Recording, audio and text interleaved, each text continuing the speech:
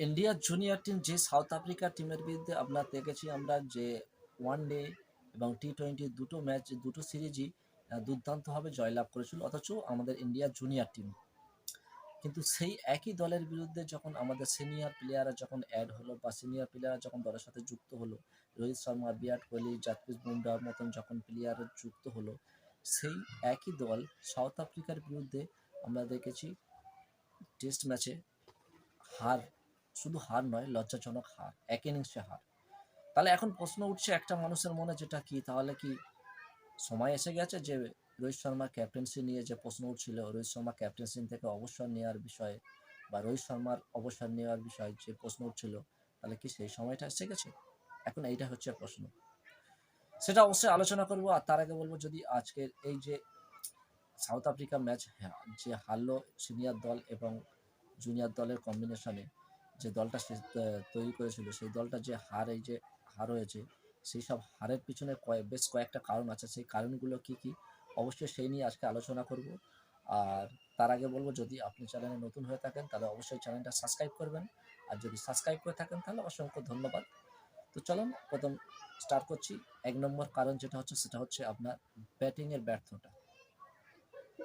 ব্যাটিংয়ের ব্যর্থতা আমরা দেখেছি যখন সাউথ আফ্রিকার বিরুদ্ধে প্রথম ইনিংসে আপনার ইন্ডিয়া টিম যখন ব্যাট করছিল, তখন আপনার মনে হচ্ছিল না যে ইন্ডিয়া যে এই টিমটা সিনিয়র টিম।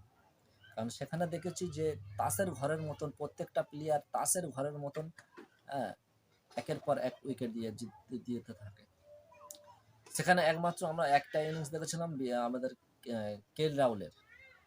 যদিও বিরাট কোহলি একটু ফাইট করেছিল, কিন্তু ততটা ফাইট করতে পারেনি। সেক্ষেত্রে আমরা দেখেছি কে এল রাহুলের সেঞ্চুরি বাদে হ্যাঁ, আর কেউ তেমন কিছু করতে পারেনি। সেখানে রোহিত শর্মা, শুভমান গিল, বিরাট কোহলি এবং আপনার জসওয়াল সকলেই ব্যর্থ হয়েছিল। সেটা ছিল প্রথম। এবং দ্বিতীয় ইনিংসে আমরা দেখেছি, দ্বিতীয় ইনিংসে বিরাট কোহলি বাদে আর তেমন কেউ প্রতিরোধ করতে পারেনি সাউথ আফ্রিকার বোলারদের সামনে। প্রত্যেক ম্যাচে প্রথম ইনিংসে আপনার যেমন কে এল রাহুল প্রতিরোধ গড়েছিল তাদের বিরুদ্ধে একদিক থেকে একা, ঠিক দ্বিতীয় ইনিংসে বিরাট কোহলি একদিক থেকে একা, বাকি কেউ আর তেমনটাই কিছু করতে পারেনি। এটা ছিল এক নম্বর কারণ। আর দ্বিতীয় নম্বর কারণ হচ্ছে দুর্বল বোলিং লাইন। আমরা দেখেছি ইন্ডিয়ার বোলিং লাইন কিন্তু খুব স্ট্রং বোলিং লাইন। সেই বোলিং লাইনে যদি কে কে থাকে, সেখানে যদি শামি থাকে, আপনার বুমরা থাকে, ভুবনেশ্বর কুমার থাকে বা আপনার সিরাজ থাকে, সেটা হচ্ছে স্ট্রং বোলিং লাইন। কিন্তু এখানে সিরাজ, বুমরা আর আপনার প্রসিদ্ধ কৃষ্ণা এবং শার্দুল ঠাকুর, দুটো ইনিংসে শার্দুল ঠাকুর এবং প্রসিদ্ধ কৃষ্ণা যে বল করেছে, দেখে মনে হয়নি যে এরা কোনো আন্তর্জাতিক লেভেলে বল করছে বা লাইন লেন কোথায়। টেস্ট ম্যাচের যে বলটা করছে আপনার শার্দুল ঠাকুরকে যেভাবে বল করছিল, দেখে একবার বল মনে হয়নি যে এটা টেস্ট ম্যাচের বল হচ্ছে, যেন মনে হচ্ছে যেটা টি-20 ম্যাচ খেলা হচ্ছে, টি-20 ম্যাচের বল হচ্ছে। কোথায় লাইন লেন, কোথায় কিভাবে লাইন লেন ঠিক করবে না করবে, সেটা খুঁজেই পাচ্ছে না। একটা যে বলারের লাইন লেন্থ নিয়ে বল করবে, সেই লাইন লেনই খুঁজে পাচ্ছে না শার্দুল ঠাকুর।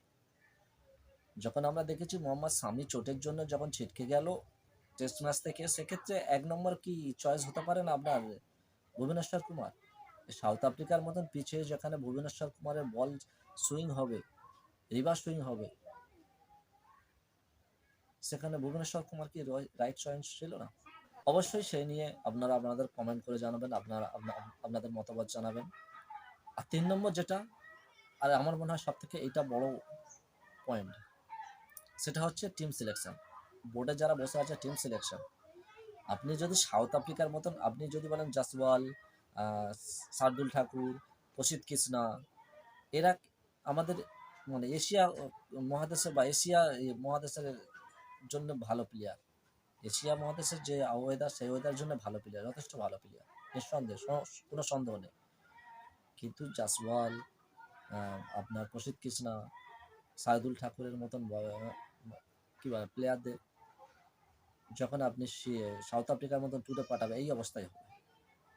আপনি দেখেন জাসওয়াল যে ওপেন করছে এবং শুভমান গিলের উপর যাদের ভরসা রাখে মানুষ, আমাদের ইন্ডিয়া যা ক্রিকেট ফ্যান, তারা শুভমান গিলের উপরে ভরসা রাখে। শুভমান গিল আহামরি কিছু নয়, কিছু নয়, ডবল ডিজিট তো দূরের কথা, কিছু করতে পারছে না। শুভমান গিলের উপরে যে ভরসা থাকে, সে শুভমান গিল কিছু করতে হয় না। সাউথ আফ্রিকার মতন ট্যুরে আপনি শুভমান গিল, জাসওয়াল, প্রসিদ্ধ কৃষ্ণা, শার্দুল ঠাকুর এদেরকে নিয়ে যেতে পারেন না। আপনি সিলেকশন করছেন যখন স্বামী চোট হয়ে গেছে, তাহলে আপনার ফার্স্ট চয়েস হবে ভুবনেশ্বর কুমার। ভুবনেশ্বর কুমারের মতন বলারের প্রয়োজন এখানে, শার্দুল ঠাকুরের প্রয়োজন নেই। সো অবশ্যই আপনার আমার মতামত কমেন্ট করে জানাবেন, আপনাদের কি মনে হয় যে এই যে ৩টে কারণ বললাম, এছাড়াও কি কি কারণ হতে পারে সেগুলো অবশ্যই আপনারা কমেন্ট করে জানাবেন। আর ভিডিওটা যদি ভালো লাগে অবশ্যই ভিডিওটা লাইক করবেন এবং চ্যানেলটাকে সাবস্ক্রাইব করবেন। সো দেখা হচ্ছে একটা নতুন ভিডিওতে, ততক্ষণের জন্য বাই বাই।